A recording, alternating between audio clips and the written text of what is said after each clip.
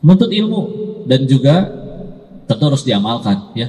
Karena kalau nuntut ilmu rajin sering nggak diamalin, kata Imam Syafi'i, seperti seekor keledai mengangkut sekarung buku, ya nggak jadi apa-apa, jadi capek weh. Padahal bukunya kalau dibaca sama orang, sama manusia, bisa bikin dia punya kemampuan yang orang lain nggak punya. Kalau kita punya kemampuan kayak gitu, rebutan orang pengen kerja sama kita, pengen urusan sama kita, ya. Tapi karena ini keledai yang bawa, nggak bisa dibaca, ya nggak jadi apa-apa. Keledainya nggak jadi sarjana buktinya, ya. Belum pernah lihat keledai di wisuda soalnya. Padahal di Konoha bisa beli kunci jawaban. Baik istilah, ya. Masalah kemanusiaan terbesar kok ilmu. Apa benar? Bukannya kemiskinan, kelaparan, kriminalitas? Oh enggak, itu dia balik lagi. Yang lebih bahaya nggak ada ilmu atau nggak mau nyari ilmu. Kok nggak ada ilmu? Ada tuh yang masih bisa lulus, iya sih. Ada yang bisa beli ijazah, ada yang bisa beli kunci. Bapak mau tiba-tiba S3 juga bisa. Tapi akhirnya nggak punya kemampuan. Terus gimana? Ngelamar kerja nggak ada kemampuan, nggak ada keterampilan, nggak keterima. Sekalinya keterima, sebulan pecat, sebulan pecat. Akhirnya nggak punya pemasukan, Pak. Jatuh kepada kemiskinan. Nggak ada pemasukan, bingung mau beli makanan apa, nggak sanggup beli, jatuh kepada kelaparan. Akhirnya lapar, tidak didampingin iman, nyuri, kriminal. Awalnya apa? Nggak mau ilmu, nggak mau ilmu. Maka cik atulah yuk bismillah. Oke, ilmu gini ya, kita juga ini renungan.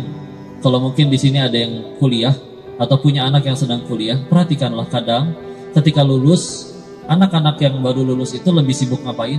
Nyebar CV biasanya. CV-nya diperbanyak, sehari nyebar ke 20 perusahaan. Lupa ada sesuatu yang harus ditingkatin selain CV. Dirinya punya kemampuan apa? Padahal dia kuliah kan biar punya kemampuan. Yang dikejar bukan kertas ijazahnya doang kan. Karena pun dan ya, kalau kenal seorang ini fotografer, seumur hidup gak pernah ngelamar kerja. Yang dia tahu setiap hari cuma ningkatin kemampuan dirinya. Terus ikut baca buku, ikut seminar. Pokoknya sampai akhirnya dia di tingkatan punya ilmu, punya kemampuan yang orang lain gak punya. Ahli, benar-benar ahli di bidang itu. Karena ya udah dia gak pernah ngelamar kerja, setiap hari ahli. Kalau udah ahli kan satu orang jadi kliennya, akhirnya jadi repeat order. Dia cerita ke teman-temannya, akhirnya jadi terdapat rekomendasi. Terus begitu terus membangun nama baik karena memang ya sudah berdedikasi. Akhirnya apa? Waktu itu ada yang mau nikahan, Pak, saya mau nikah, tolong difoto. Kapan, Mbak? Insya Allah bulan depan. Duh, maaf, jadwal saya motret menu sampai 3 bulan lagi. Oh ya udah, saya nikahnya 4 bulan lagi aja, Pak. Yang penting Bapak yang moto. Tuh, untung cuma ganti jadwal, nggak ganti calon. Dia punya sesuatu orang nggak punya. Karena ini mah nitip ke yang masih punya anak-anak masih sekolah. Dulu diwasiati oleh guru juga bilang kayak begini. Dek, nah keras ya sama diri kamu sendiri. Karena kalau kita keras sama diri kita, nanti dunia yang datang dengan lembut bahkan bertekuk lutut itu di hadapan. Tapi kalau misalkan kamu lembek sama dirimu sendiri, yang lain juga nggak ngaji, yang lain juga nggak bikin PR, nggak bikin tugas, nggak belajar, nggak ngapalin. Ujian nanti gimana? Kan bisa beli kunci. Lembek, nanti dunia yang datang dengan keras menghantam kalian. Dengan pahitnya pengangguran, pahitnya diremehin waktu reunian. Ajib ya. Kak, yuk istilah investasinya. Kan kadang kita kebalik ya tadi, sibuk ningkatin lamaran. Masalahnya kok kita nggak kepikiran, itu perusahaan kan emang beneran nyari karyawan. Tapi kan mereka punya kriteria dong, aku pengen yang begini. Ya jadilah begitu gitu. Jadi ketika sama jodoh juga begitu kan. Kita kalau tertarik sama perempuan misalkan, gimana caranya? Kadang lebih sibuk mikirin gimana ya caranya dia naksir, minjem jaket temen, nyanyiin lagu, udah mau pales. Padahal kan hatinya si dia tidak dibulak-balikan oleh itu. Maka terus gimana? Itu orang, wanita sesoleha itu, atau misalkan laki-laki sesoleh itu, sukanya sama orang yang kayak gimana? Oh gitu, maka jadilah aku seperti itu. Jadi sibuk melayakan diri di hadapan pencipta jodohnya. Sudah dianggap layak, bismillah. Ingat gak rumus jodoh? Cepat atau lambat pasti ketemu. Paling cepat di dunia, paling lambat di surga. Pertanyaannya satu, emang kita mati ke surga? Karena kadang ada yang rela nggak lepas surganya demi dapat pacar di dunia, jodoh di dunia. Ya udah deh, nggak apa-apa dah, aku dipacarin sama dia, yang penting dia mau sama aku. Ya udah deh, aku nggak apa-apa lepas kerudung, yang penting dia mau sama aku.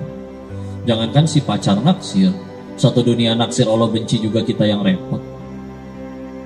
Jangankan ngadepin hukuman di neraka, boro-boro dia mau nanggung dosanya, ketemu yang lebih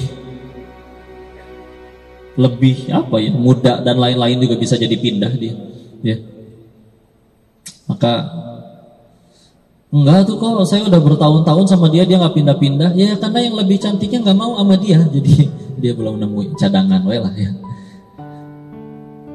Enggak lah, kayak gitu ya. Tapi istilah, jangan salah fokusnya ya. Jangan salah fokusnya. Cepat atau lambat pasti ketemu. Kok gimana yang meninggal masih kecil kena ledakan di Palestina? Ya pasti ke surga berarti. Makanya di surga Allah jodohnya. Pengen apa aja dikasih. Terus tiba-tiba minta, aduh aku pengen ada pasangan yang mendampingiku. Ah, bidadari standby. Ya, walaupun tujuan utama, makanya para Allah sepakat nikmat terbesar nanti di surga itu justru bukan bidadarinya, tapi bisa melihat wajah Allah. Ya. Terus akhirnya kita kayak gimana nih? Remehin gitu aja ilmu teh jadi sekedar ya. Sebetulnya ilmu apa aja sih ya? Gak melulu ilmu kajian, gak melulu ilmu kajian atau ilmu agama. Ya silakan kok. Karena ada orang pun kan, kok ayah saya teh ngaji teh ngantuk ya Allah. Tapi giliran dagang mah, ayo udah siap dagang, ayo jago jualan. Maka ya udah atuh, bisa jadi dengan kejagoannya dia dagang bisnis, dia dapat uang yang bisa bangun panti, yang mungkin seorang guru PAUD ngajar 30 tahun belum tentu bisa bangun masjid, belum tentu bisa bangun panti. Ya, maaf alarmnya bunyi, alarm Tayu nggak minum obat gitu. Ya. Maka silakan, kalau dibilang kan sahabat Nabi juga kalau bisa mah pengennya nimbrung sama Nabi 24 jam. Enggak tuh, ada yang disuruh ke medan perang, ada yang disuruh nguasain bisnis. Ya. Jadi silakan mangga ya. Kok gimana ya, kok kalau berarti apa kayak gitu saya harus kajian tiap hari nggak kerja? Enggak, silakan kamu dokter, sok ya dokter mangga. Yang penting yang wajib-wajibnya dijaga, terus gak ngelanggar aturan syariat. Nah emang yang lebih ngaji itu insya Allah memang dia lebih nggak pengen, lebih nggak mau untuk yang ngambil riba dan yang lain-lain karena tahu hukumnya. Tapi ya bismillah, misalkan dia ilmunya saya di dokter kok gimana tuh udah kepalang kuliah, ya udah sok mah nggak terusin. Yang penting jangan dilepas yang wajibnya, terus dijaga juga, jangan melanggar aturan-aturan Allah. Mangga silakan. Ya, masa kejayaan itu alhamdulillah. Jadi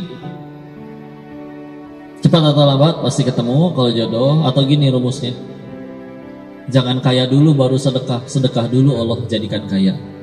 Jangan tunggu ada imam yang soleh dulu baru jadi soleha, soleha dulu nanti Allah kirimkan yang soleh.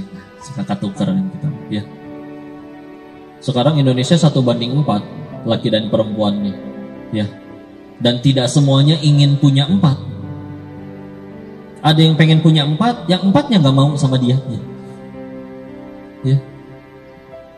Dan lo pernah nemu satu hadis disebutkan bahwa nanti di hari ujung yang mendekati hari kiamat, ada harinya 50 kelahiran, 50 wanita.